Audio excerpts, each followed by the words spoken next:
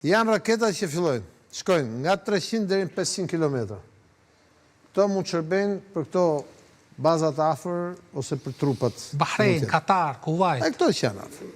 Po dhe këto që mund vinë nga Iraku. 300 km, 500 km, 700 km, këta mund shkojnë në Arabi Saudite brenda bazat. Edhe deri në 750 km.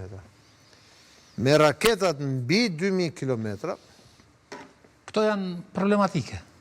Këta me met godasin në Evropë, në Izrael. Këto dallimin që është poshtë apo janë të njëjta janë?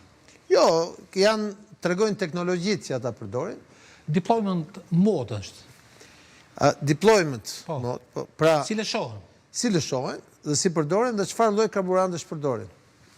Pra, karburant solid, që do të thotë karburant i ftohtë, që është i padallueshëm, problemi qëndron këtu me këto 3 raketa. 1, 2, 3, se këto dalin në stratosferë. Prandaj duhen sisteme THAAD. Se vetëm mënyrë që ti ndalosh është nëpërmjet sistemeve THAAD. Por edhe pse Izraeli kishte herën e kaluar. Jo, i kishte Amerika, si kishte Izraeli. Dy sisteme kishte Amerika dhe ka çuar dhe 2 tjera. Po në Izraeli, në pjesën jugore.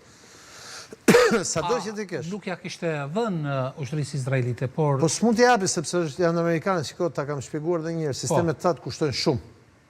Do të donte Ukraina të kishte sistemet THAAD, po Amerika ka sistemet THAAD dhe për vete, se një rast lufte me Rusin, ose me Kinën, me çfarë do mbrojt. Kemi të bëjmë, se nisa të ta shpjegoj, po nuk më ndërpreve. Po, merë. Këto në dur, lutem. Këto 3 raketa janë shumë të rrezikshme, janë shumë kërcënuese, për arsye se këto shkojnë në stratosferë dhe këtë lloj teknologjie e ka vetëm Rusia, Amerika dhe Kina.